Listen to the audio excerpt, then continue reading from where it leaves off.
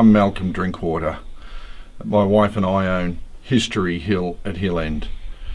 Growing up in Hill End over 50 years, I became immersed with history. It was a matter of a lot of my friends were grandkids of original gold diggers, proud of their history.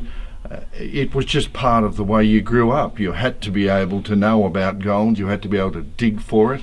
And this museum has evolved from all that knowledge over 50 years of research, because once I started, I couldn't stop. We ended up with 3 books, a couple of television documentaries.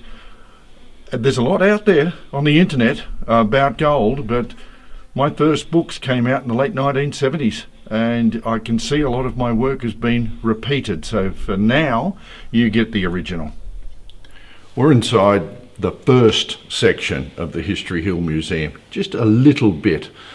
The idea has been, if it was on the land of a goldfield during the time of a gold rush, it should be here. It's the buried stuff, it's the leftovers that you can then use like a jigsaw puzzle to piece together the past.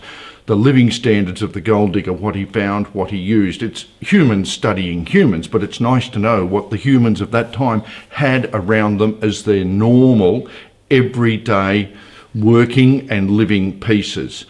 There's over 20,000 pieces in the History Hill Museum. A number of rooms. A lot of people think of it as Doctor Who's TARDIS because it just goes on and on. You can talk about these things, you can look at them in a camera, but you really have to come here to see them in person. We've had a French documentary crew in recently. They travelled all the way from Paris to specifically take back this museum to show people in Europe because they couldn't believe it. It's nice to see how the earth is made and blended together. Some things don't necessarily link in, but they do. Uranium, one of the 92 naturally occurring elements. In fact, it's number 92.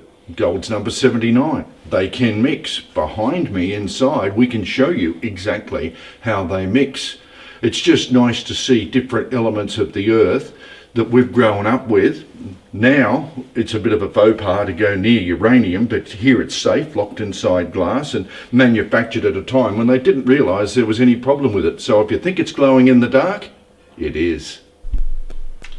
Seeing is believing. That's what History Hill is about. You can see the Chinese artefacts, you can see the tools, you can see the tobacco industry, which was big. There was no such thing.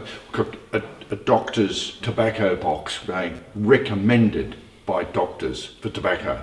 Times have changed. We've got in all 40-foot corridors, 5 of them. They just join buildings together.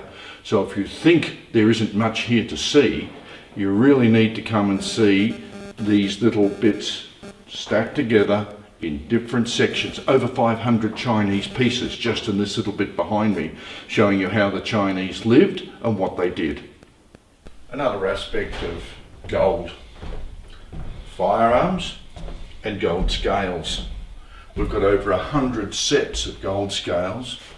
We've got over 40 firearms from the day, showing you what all sorts of people had.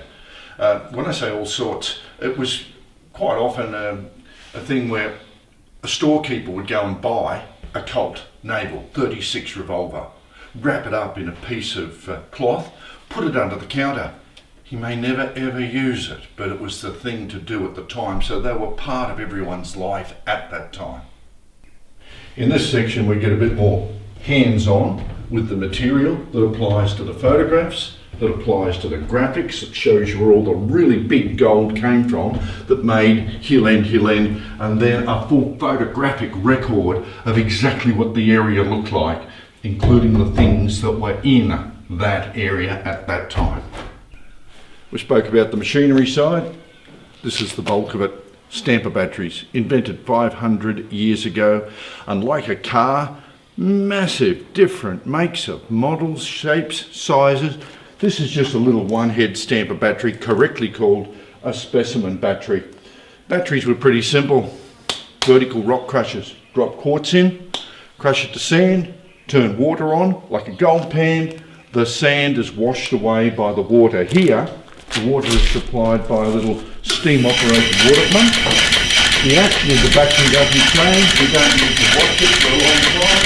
Watch it for a few seconds and we now off this clock.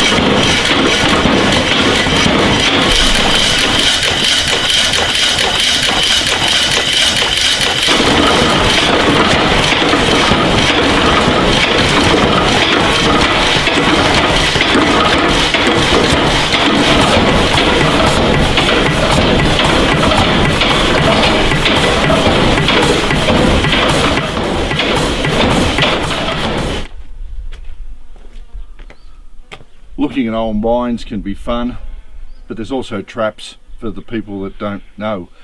It's just like growing up in any industry. It's a matter of there's foul air, there's greasy backs, there's problems. You can come to grief easily just by looking in a mine and not knowing the signs to look for that really blip danger.